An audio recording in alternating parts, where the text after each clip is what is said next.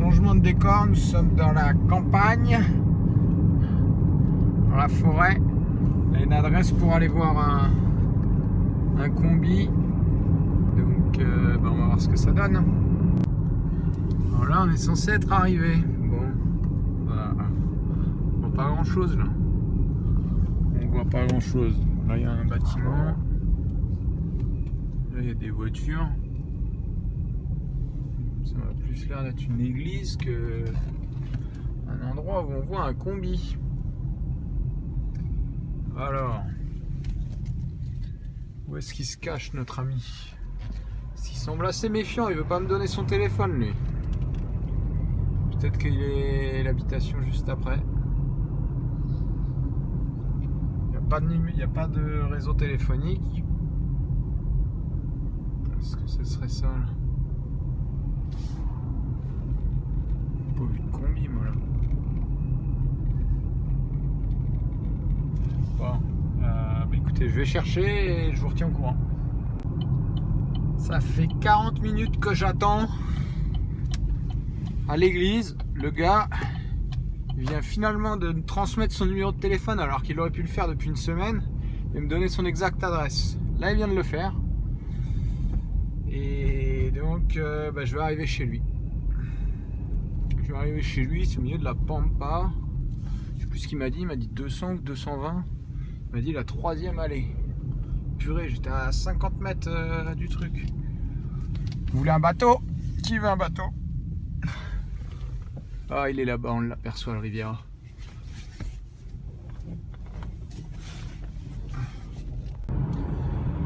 On vient de sortir de petit rendez-vous pour le combi Riviera qui est vraiment pas mal. 1978. On est dans un coin assez sympathique, au bord de l'eau, avec un peu le soleil qui arrive, un petit port. C'est assez cool de pouvoir rouler au bord de l'eau comme ça fait plaisir aussi de voir du soleil. Le combi me plaît pas mal, il a beaucoup de potentiel, il a pour ainsi dire pas de corrosion en dehors du bac à batterie sur la partie du coin à l'arrière droit. Je pense sérieusement qu'on peut essayer de faire une proposition au vendeur. Et donc on verra, je vous tiendrai au courant. Ok, je roulais, je me suis arrêté pour faire demi-tour. Je voulais vous montrer qu'il faut toujours avoir l'œil ouvert. Parce que là-bas, on aperçoit un petit combi. Alors pourquoi je voulais faire demi-tour? Pas pour le bateau qui est échoué là, on ne sait pas pourquoi. Mais parce que je viens de voir une petite voiture qui m'est pas inconnue sous un Porsche. Je crois que c'était là. Ouais, c'est là. Oh merde. Zut. Je suis en train de me mettre au fossé là.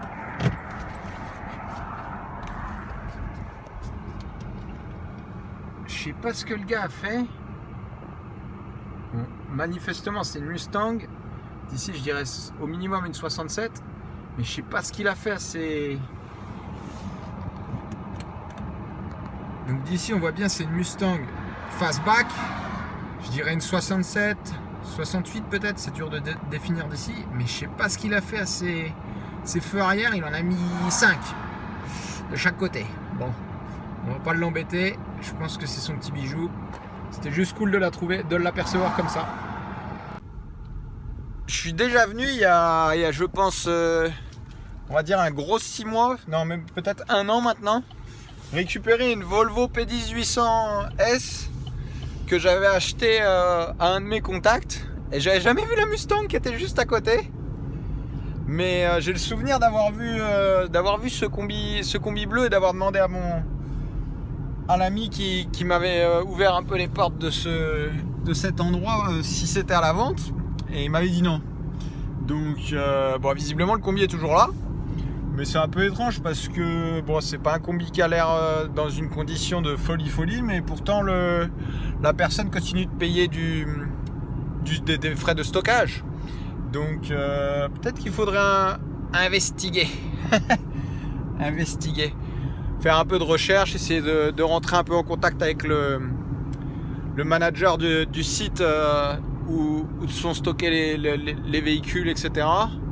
Et puis on sait jamais. Bon, pour l'instant, je commence à avoir pas mal de pistes et de projets en vue. Je vais plus savoir où donner de la tête. Mais ça, c'est cool. Moi, ça me plaît. C'est ce qui me plaît dans cette aventure, c'est que je sais jamais où est-ce que je vais trouver des voitures. Je sais jamais sur qui je vais tomber. Et oh, tiens, regardez là. C'est dimanche. Et souvent le dimanche, il y a des voitures qui sont dehors. Une petite Cadillac et je pense que c'était une Chevelle cabriolet. Je suis pas certain parce que je les connais pas énormément toutes ces American Muscle Car. Mais je pense que c'est ça. Je vais pas aller la voir parce que je suis déjà en retard. J'ai un contact pour une coccinelle cabriolet. Je dois aller voir. Il arrête pas de m'appeler. Il me dit: oh, tu m'as dit que tu devais venir aujourd'hui. T'es où, bonhomme? Ça a l'air d'être un ancien cool. Oh pétard, regardez-moi ces deux-là. Oh là, celui-ci, on va le chasser. Allez, on fait demi-tour, on y va là. On va essayer de voir si... Hop, on va essayer de voir si on peut aller discuter avec lui. Oh mince, j'ai plus d'essence. Bon, je vais essayer de l'attraper et de voir si je retourne la caméra. Donc, vous avez aperçu là le T2A qui m'est passé devant. On l'aperçoit, il est là-bas. Je vais essayer de le rattraper et d'avoir une chance de parler avec lui. Et oh, là-bas, qu'est-ce qu'on aperçoit? Une petite Mustang. Je vais essayer de voir si je peux discuter parce que j'ai Laurent qui m'a demandé exactement ce modèle de Westy. Donc si jamais le combi est à la vente et que bien sûr il est dans l'état qui nous convient, on va voir pour aller un petit peu plus loin et voir ce que ça donne. Allez, je vous tiens au courant, je le rattrape, je reprends la vidéo après. Me voilà à l'arrière du combi. Alors je suis désolé, la vidéo je peux pas trop le coller parce que bon, je vais pas lui faire peur. Ça risque de bouger un petit peu. Mais il a l'air relativement d'origine. Il a des petits coups ici et là. La peinture est un peu mate. Le toit a l'air joli, les joints semblent neufs. Il a les petites bavettes VV. Ça c'est cool. Donc j'aperçois même l'intérieur Westy. Il a les petits rideaux. Allez, je vais le suivre et puis je reprends la vidéo si j'arrive à l'arrêter. On va peut-être pas l'arrêter. Oh, ça sent bon le Volkswagen là. Ça sent bon le 4 à plat. On va voir où il va et on va le suivre. Je vous tiens au courant. On est toujours derrière le combi. On a 12 842 miles au compteur. On va voir combien de kilomètres il m'emmène. Mais ce qui m'inquiète un peu, c'est que je suis en réserve. Donc j'espère que ça va pas me mettre dedans. Parce que ce serait dommage tout simplement d'être si proche et fuel low range. Oh shit. Je vais tomber en panne en suivant le combi. Il a un petit marchepied et tout. Il a les gros enjoliveurs. C'est un 68, 69, quelque chose comme ça. Je vais essayer de voir s'il s'arrête bientôt parce que moi j'ai plus d'essence. Mince, je suis à sec. Je sais pas où je suis, je sais pas s'il y a une station-service proche. Ce qui serait cool, c'est que lui, là, il y a une station-service. Ah, il y en a une là. Mais si je vais à la station-service, je vais le perdre. Et il a l'air vraiment cool son combi. Bon, après, il s'en sert. Donc, forcément, les gens qui se servent de leur combi, c'est pas toujours des vendeurs. Mais il a quand même pas mal de pètes sur la carrosserie, la tôlerie, de ce que je peux voir. Mais bon, ça fait son charme, c'est aussi ça, trouver des voitures dans leur jus, c'est pas forcément parfait, mais bon. Allez, je vous tiens au courant. Merde, j'étais pas bien cadré. On va avoir une chance de parler avec lui, je pense. Il va à Costco là. Je crois que c'est Costco ça. Ouais, c'est Costco. En fait, c'est que j'ai trop zoomé. Donc, je pense qu'il va se garer. Je vais discuter un petit peu avec lui.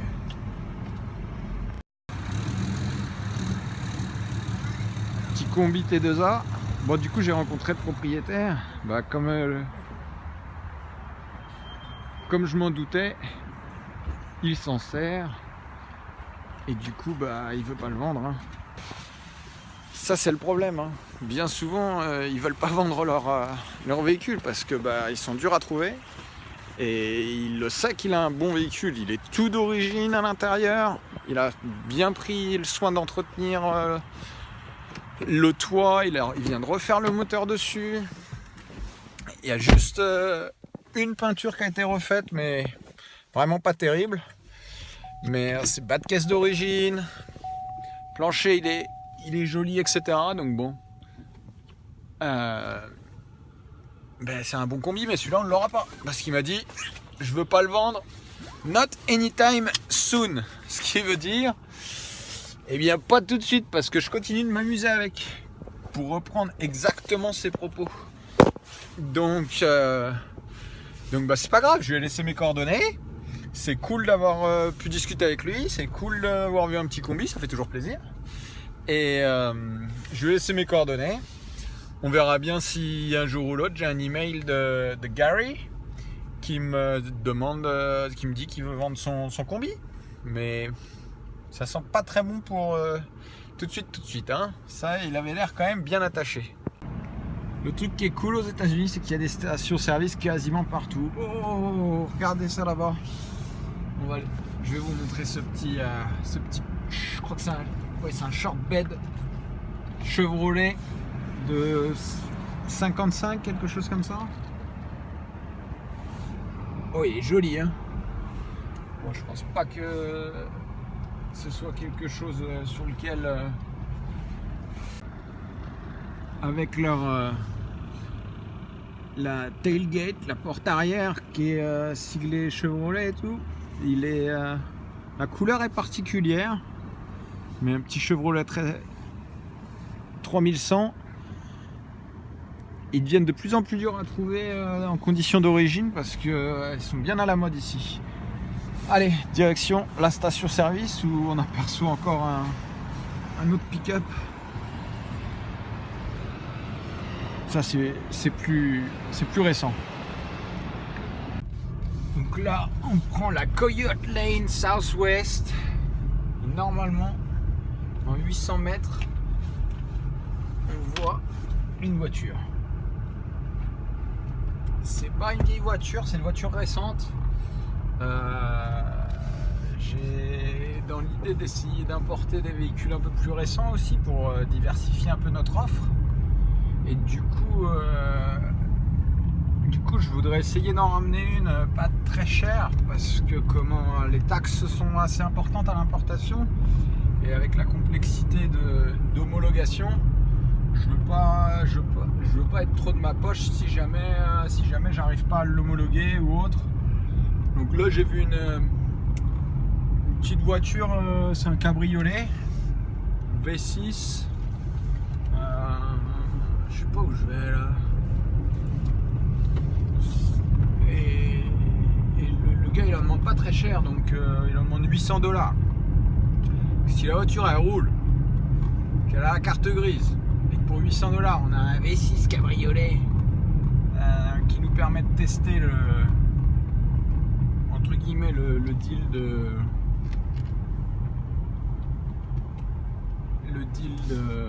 oh, je crois qu'elle est là-bas. Ouais, je vais aller voir le dude. Bon, ça n'a pas été très fructueux. Il m'a montré sa petite Mitsubishi. Elle a démarré une fois et après, crac, en panne. Ouais, c'est dommage. C'était un petit cabriolet V6 d'une couleur passe-partout, noir. Et le gars, il m'a fait rire parce que je suis arrivé, il me sort sa petite histoire qu'il a trop de gens qui veulent venir la voir, mais qu'il se montre jamais. Et comme par hasard, dis donc, pendant que j'étais là, il y a deux mecs qui viennent. Ouais, bah nous on voudrait l'acheter, machin, nanana. Pile poil en même temps. Celle-ci, elle aurait bien valu que je vous la filme. Hein, parce que sérieusement, le petit coup des deux gars qui veulent l'acheter en même temps que moi, on me l'avait jamais faite. Donc, bref, je suis reparti. On verra s'il m'appelle, s'il arrive à la faire tourner. Peut-être qu'on l'achètera, sinon on en trouvera une autre. Il n'y a pas d'urgence. Voilà, sur la 44e East. Bon, je sais pas de quel patelin, hein, mais bon. On a l'adresse, on va aller voir une petite coccinelle. Moi, je suis parti voir la coccinelle et le propriétaire a un super signe. That Vietnam move, that's the real sign. That's the real deal. That's not a fake. How did you get all this sign? Oh, just collected them over the years. Yeah? Different auctions and stuff. That's cool. Junk shop. It's not junk at all. Here's one for you. Ooh. Is that from a train station or something? No, that's what they used in the 20s. They were on the outside of a truck and they would pull that for their turn signal. Oh, okay. It's called a semaphore. Yeah, okay, I see. That's cool, man. Yeah, it's cool. It's crazy. Yeah.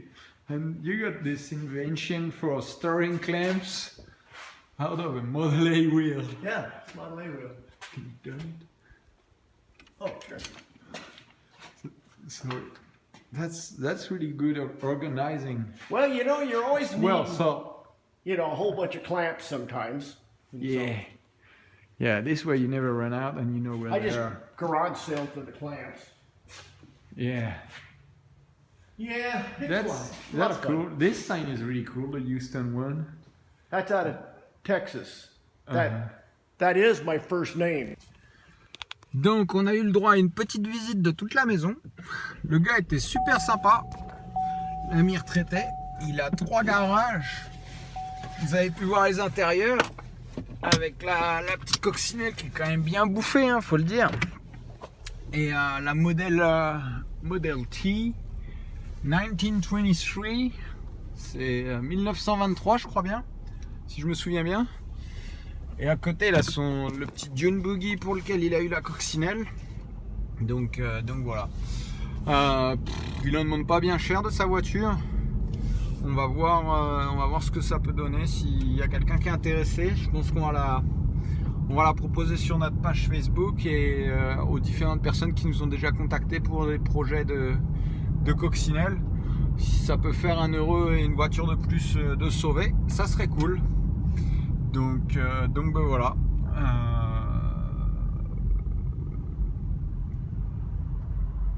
Quand tu as besoin de ton sapin aux États-Unis, tu prends ton Rubicon, tu vas dans la forêt, tu le tronçonnes et tu reviens avec ton arbre sur le toit. This is America. Quelqu'un m'a demandé un Jeep Grand Banag, je sais plus le nom là, enfin ceux avec le plaquage en bois. Et là, il y en a un. On voit pas très bien. Je vais voir un truc, mais je suis un peu en plein milieu de la route, n'importe comment. Mais des fois, on voit des trucs, même la nuit.